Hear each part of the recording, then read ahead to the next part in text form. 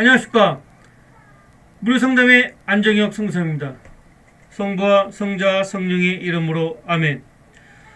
오늘 말씀은 요한복음 4장입니다. 요한복음 4장 사마리아 여인과 이야기하시다. 요한복음 4장 9절. 사마리아 여자가 예수님께 말하였다. 선생님은 어떻게 유다 사람이면서 사마리아 여자인 저에게 마실 물을 청하십니까? 사실 유다인들은 사마리아인들과 상종하지 않았다. 예수님께서 그 여자에게 대답하셨다.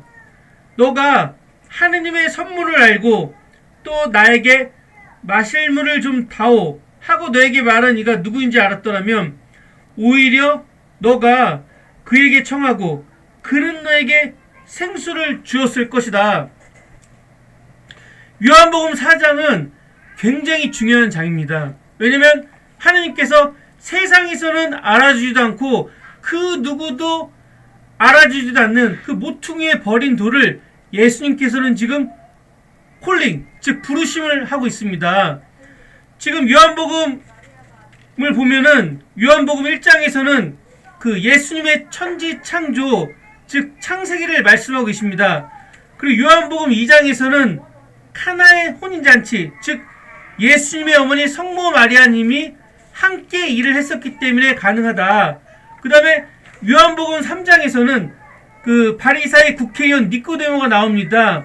근데 이 바리사의 국회의원 니코데모한테는 굉장히 또 그 사람한테 맞춰서 수준을 높여서 좀 어렵게 말씀하십니다. 누구든지 물과 성령으로 태어나지 않으면 하느님 나라에 들어갈 수 없다. 그런데 이제 지금 요한복음 4장을 보니까 지금 여기서 말씀하신 요한복음 4장에 있는 사마리아 여인은 이름이 없습니다. 3장의 니코데모는 이름이 있었습니다. 근데 요한복음 4장에 사마리아 여인은 이름이 없습니다. 즉 힘이 없다는 얘기입니다. 근데 그 사람을 예수님이 말씀하시는데 바리사의 니코데모, 그 국회의원한테 얘기했던 물과 성령으로 태어나지 않으면 하느님 나라에 들어갈 수 없다. 그렇게 말씀하시는 것이 아니라 이렇게 말씀하십니다. 예수님께서 그 여자에게 대답하셨다.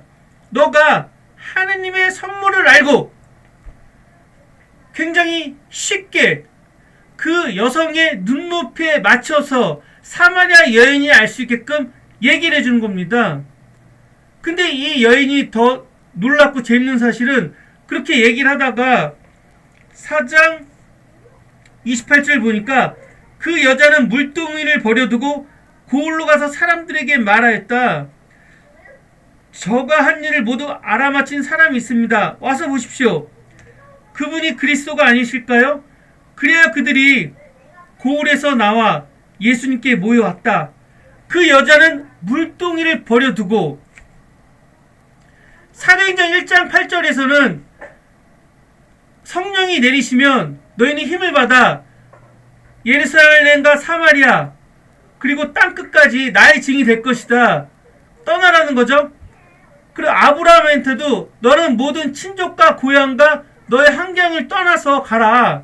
근데 또 우리 그 1대 교황님인 사도 베드로한테는 나를 따르라 했을 때 사도 베드로는 그물과 배를 다 버리고 떠났습니다. 근데 여기 이름조차 없는 이 사마리아 여인도 그냥 그 여자는 물동이를 버려두고 간 겁니다. 하늘 만났을 때 뒤를 돌아보면 안 됩니다. 쟁기를 잡고 뒤를 돌아보면 안 되는 겁니다. 저희 환경에서 예수님 제가 저희 집을 안정화한 다음에 제가 일하겠습니다. 예수님 제가 지금 돈이 하나도 없는데 한 1억 원만 모아놓고 하느님 일을 하겠습니다. 그러면 안 된다는 얘기입니다. 근데 이 여인이 고을에 가서 이 말씀을 하니까 이미 뭐라 그래 이 여인이 그 사람이 예수 그리스도가 아니실까요? 그 뭐야? 예수 그리스도라는 겁니다. 그랬더니 이 사람들이 그래 그들이 고을에서 예수님께 모였다. 그러니까 그 여인이 평소에 신중하고 좀 이렇게 마을에서 촉망받는 어떻게 보면 좀 인식이 좋은 그런 자매님이었습니다. 그러니까 고을에 있는 사람들이 그 여인의 말을 듣고 모두 다 몰려들은 겁니다. 오늘 요한복음 4장에서는 모퉁이에 버린 돌처럼, 그리고 나를 바라보는 예수님이 결코 나를 포기하지 않는다는 겁니다. 내가 지금 운둔형 생활을 하고 있습니까? 집 밖에 나가지 않고 있습니까? 저 자신이 너무 창피해서 남들 앞에서 자폐증 환자로 제가 이렇게 꽁꽁 숨어 있습니까? 아니면 내가 누굴 미워하고 내가 누굴 증오하고 있는데 그거를 숨기고 있습니까? 하느님은 마음을 통해서 말씀하십니다. 그 마음을 숨겨놓고 꽁꽁 가둬놓는 게 아니라 그 마음을 다시 예수님과 직면해서 그 상황을 빛으로 바꿔야 되는 겁니다. 내가 어떤 안 좋은 일을 당했을 때, 그리고 내가 누구한테 말하지도 못하는 것들이 생겼을 때 그것을 꽁꽁 숨겨놓는 게 아닙니다. 그것을 말씀을 선포하고 말을 해서 풀어야 된다는 겁니다. 지금 오늘 이 사마리아 여인은 그 누구도 자기를 상종하지 않았던, 특히 유대인들이 자기를 상종하지 않았는데 그 유대인이 우물가에 와서 물을 달라고 한 것도 너무나 기적적인데 자기한테 말을 걸고 얘기를 하는 것도 더 기적적이며, 그리고 자기가 갖고 있는 모든 것을 알아맞히면서 얘기한 것 자체가 너무나 기적적인 겁니다.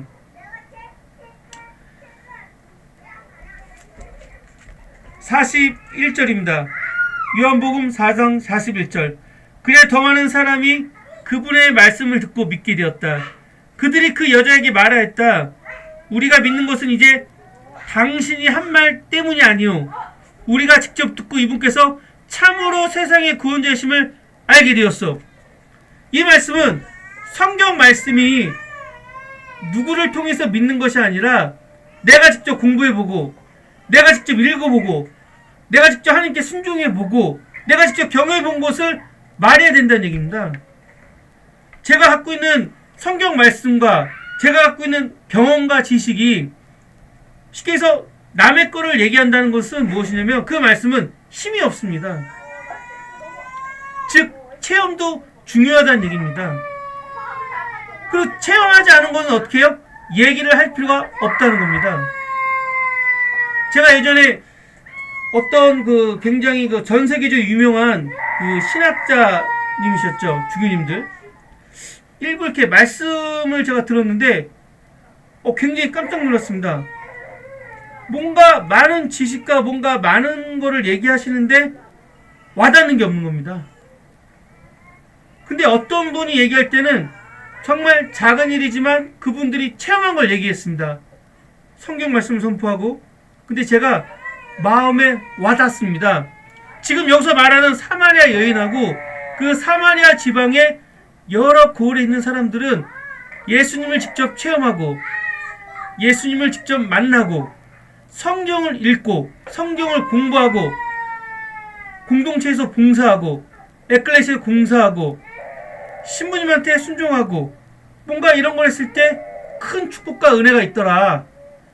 이것이 바로 진정한 교회고, 이것이 바로 우리가 예수 그리스도께, 삼일체 하느님이신 예수 그리스도께 순종하는 것입니다.